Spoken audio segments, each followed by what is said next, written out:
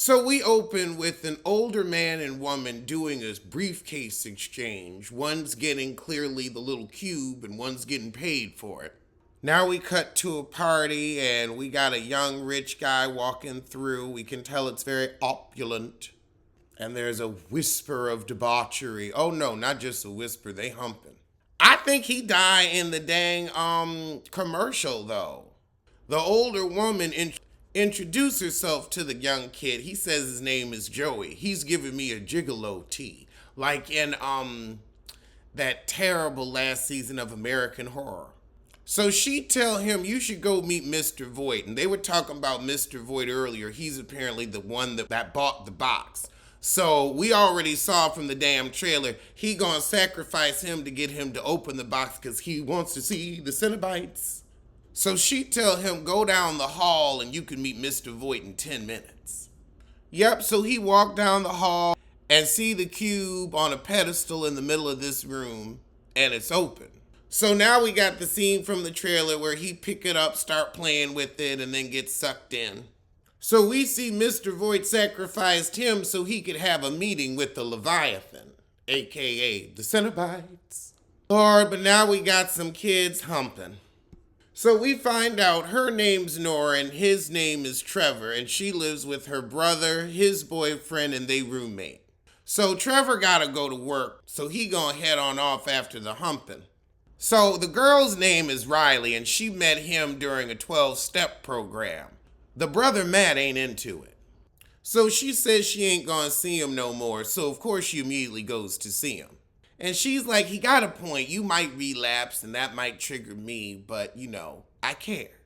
So he offers her a job down at the warehouse district, and I guess this is where she's going to run into the Cenobites. This is why your brother didn't want you hanging around with him. So on a dark and rainy night, they head to the warehouse. So they get there and he don't know the combination. You said you knew. So now they jimmying in. So they find the box that has the cube in it. That's the only thing in there. I would be mad if I had committed a felony for something you could get from Fisher Price. So he tell her, well, you hold on to it and I'll see if we can get it appraised. Back at the house, Matt and his boyfriend are cuddled up in the bed reading to each other. See, I feel like moments like this of intimacy more convey the romance and connection between the characters than coitus. And the brother gets up to see what all the hubbub's about. God, so now they arguing. You should have just let the heifer stumble to bed drunk. He tell her, well, get out in the morning because I'm sick of you. The boyfriend go out and stop her from leaving. He like, look, just come on back in. But her pride won't let her go back, so she head to her car, beat that up for a minute, and finds her secret stash of pills. And she finds that damn box. So she take it with her. So she just out walking, hops a fence to a playground, starts playing with the damn box. So she gets this weird little knife to pop out of it, but fortunately it didn't cut her, but then the pills start taking effect and she pass out. And child, then the Cenobite says, come with us. Come here, heifer. It got the chains coming out. Oh no, now the chain's hooking on to the brother, and he find her passed out at the playground. Damn it, are they gonna kill the sissy? Lord, and he bleeding. And the box drinks his blood. See, he ain't even in this. Now the brother getting woozy in the bathroom, and she see the box moving on its own outside. Meanwhile, the brother looking in the mirror, and the mirror is a different image than him. Uh-oh, blood gurgling up from the bathroom. Why you looking at it? Run, fool! Run, sissy, run! Outside, the sister seeing the box dancing on its own. But then she hear him screaming in the bathroom, so she go to see him. And child, he gone. So she calls the paramedics, but she still got this dang cube. Back at the house, they don't know what done happened to Matt. The boyfriend upset with her because he's like, I told your happy ass to stay here. Now my man missing. You gonna get to humping while your brother missing? Lord, but here's Pinhead interrupting the coitus. But then she disappeared. So she want to know why she's still seeing stuff because she ain't high. He's like, I ain't touching that thing. So she's explaining to him how you twirl it around, and he's like, I ain't gonna touch it. I ain't gonna touch it. And then she's like, well, wait, what is this? Why you scared? So they go to see Serena Meniscar. I guess she the heifer from the first one. So she tell him she used to work for Roland Voigt. She took care of the estate and locked that box up in that shipping container. So the little heifer shows Serena the cube. And she said, why the hell did you open it? So Voigt apparently used to see the Cenobites too. So Serena snatches the box and she says, I'm going to lock this up for you. So the young heifer tries to take it back and they get into a tussle. Lord, but then the box cuts Serena. Back at the hospital, the Cenobites come for Serena. So the heifer go home and look up Richard Voigt. The boyfriend come home and say, Serena gone missing. And she tells him what she's learned about Richard Voigt and his disappearance. And he says, we need to get rid of this cube. But she got to find her brother. So the brother's boyfriend called her and he's like, I'm going to come pick you up. Where are you? She's like, I'm at Trevor's, but I'm doing stuff. He's like, we need to be doing stuff together. But then she sees that Trevor had taken the cube and run off to throw it away. And she's like, wait, we need that to find my bro. That boyfriend knows something he ain't telling. But she drives off to the Voigt estate. So she gets up to the house and the house is built like the dang cube itself. It's got all this like metal and stuff on the outside so you can't even get out a window. However, she sees one way in where everything's lined up and she can squeeze through. So the little heifer starts traipsing through the house. She goes over to the circuit breaker and starts flicking things to get some light in the joker. And then sees she controlling all these gates and locks. So she finds a book rooting around that shows the different configurations of the box. You've got lore, Lazarus for resurrection, Leviathan for power, lament for life. But then she hears someone whisper her name, Riley. Sounded like her brother. It's getting clearer. So she finds him downstairs, but I don't think this is him. Oh, Lord, his back all torn up and bloodied. But apparently everybody else joins her and Matt disappears. The boyfriend, Trevor, and the roommate. Oh, I wanted the sissies to survive. So Riley says, I'm here to find my brother.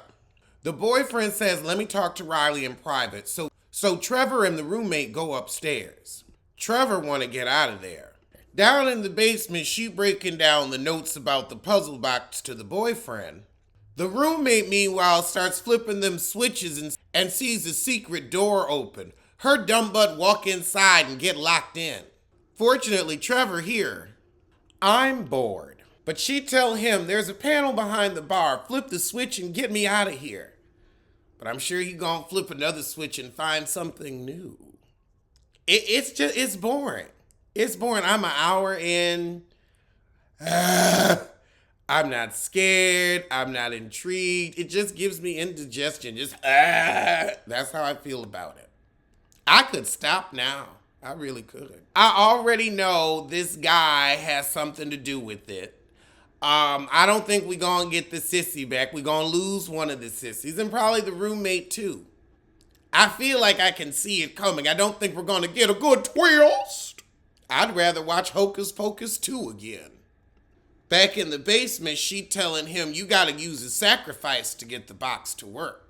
But now she can't find the box. Upstairs, he can't find which switch, so she says try all of them. Told you he was gonna find something new. But now we see somebody else got the box and is twisting it around. Uh-oh. Somebody in the passageway stabs Nora with the box. And we hear her screaming and running through the passageway. Lord, that box is stuck in her back. Oh, it's a Cenobaby! A Cenobaby! Finally! God! This movie's been dragging ass.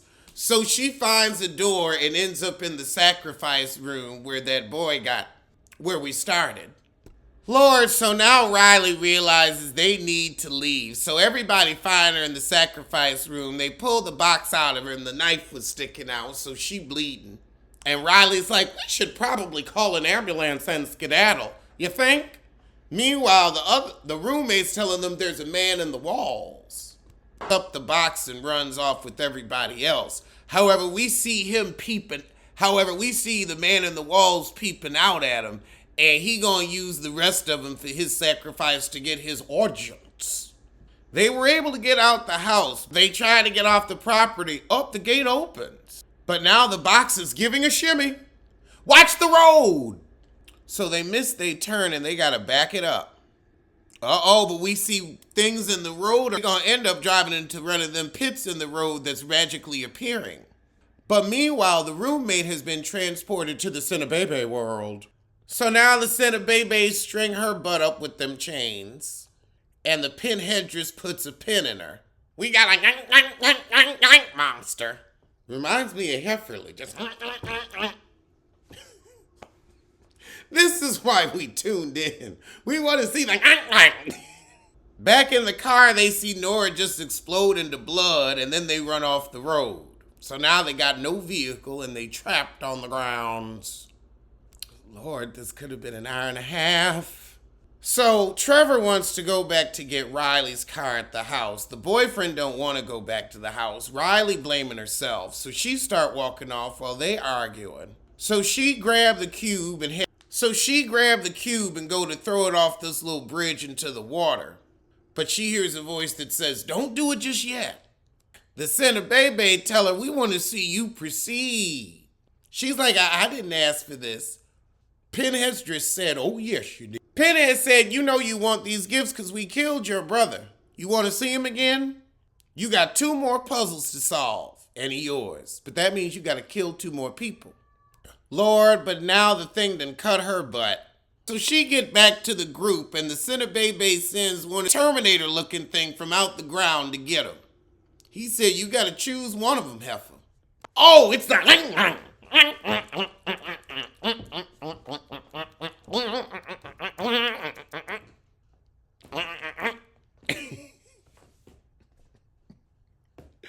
I could just do that for the whole review. They made us wait too long for the... Lord, Colin tripped and twisted that ankle. The thing coming to get him, but then he head towards the gate and pass him. Girl, get up and run. So now he done pushed the gate. They up against the wall, getting crushed. But then Riley stabbed the beast with the knife in the box rather than Trevor. So the ain't gets sacrificed. So now the boyfriend comes, and they all hobble back into the house. So we ain't gonna get no more. Boring. I enjoyed this for 2 minutes. So Trevor bleeding like a stuck pig. But now we got more Cenobites on the way. They flicking switches and trying to, I guess, guard the house. So cause Trevor can't stop bleeding, they gotta get him out of here. Riley want the boyfriend and Trevor to leave cause she's like, "I'm not giving you to the Cenobites. I ain't losing nobody else." The boyfriend says, "Well, neither am I." Matt must have some good dick. But now the man from the Walden snuck out. It's Roland, and he confronts Trevor. And we see Roland has like a mechanical heart. I guess he became part Cenobite. Roland told him all you had to do was feed the box and bring it back. I knew he was in on it. So he's like, "Look, she done got us one configuration away. We almost there." So over with Riley and the boyfriend, she solves the puzzle and gets the knife for the next one. So they gonna try to stab another Cenobite. I say just let it come up to the gate. You ain't gotta let it in. So they go back and tell Trevor the plan. But they leave his bleeding butt inside and they go out to get a Cenobite. So she lures them back to the house and they manage to get just one inside. Start stabbing at it. Girl, she gonna slow walk up to it and try to stab it. It ain't gonna be that easy. I bet you he gonna make her drop it. Yep, he running for her now. Yep, she dropped it, but the gate's locked, so at least he can't get to her. Oh, it's got that thing trapped. So now the boyfriend go in the room to try to get the box. Oh, but I bet you that fool done taken it. He gonna stab the boyfriend. He gonna sneak up on him. So now Riley realizes this is Roland Voigt, but he tells her, "Oh, Trevor been working for me. He conned your butt." So he said, I thought I was going to get something good out of the Cenobites, but all they did was work my nerves, literally. So now they come and take Colin. However, before they can get the boyfriend, she steals the box, which is turned into its final form, flips the switch and lets the demons free. But damn, now the demons is getting the boyfriend. Meanwhile, Voigt begging for his life. He's like, just kill me. So Riley stabbed Trevor with the box so the boyfriend don't die. And then they take him. Voigt thought he was going to make a power trade for Leviathan, but it looks like he just going to be in more pain. We got 13 minutes left. Are they going to give Matt back? So yeah, Riley gets her audience with them. They say, you solved the puzzle, so what you want, heifer? Riley said, you know what? I don't want shit from you. I know my brother is gone. It sucks. But, this is what we ain't doing. I ain't gonna deal with his zombified ass. So they tell her, well, you chose the lament configuration since you just want to suffer in silence, and the box goes back to normal. She puts it on the ground and they've disappeared. And it's sunrise. Well, that was stupid. That was dumb. It was a waste of time. I wouldn't have been any better in a new frame of mind. My goodness. I could have watched something else. I could have had a V8. Could have kept it.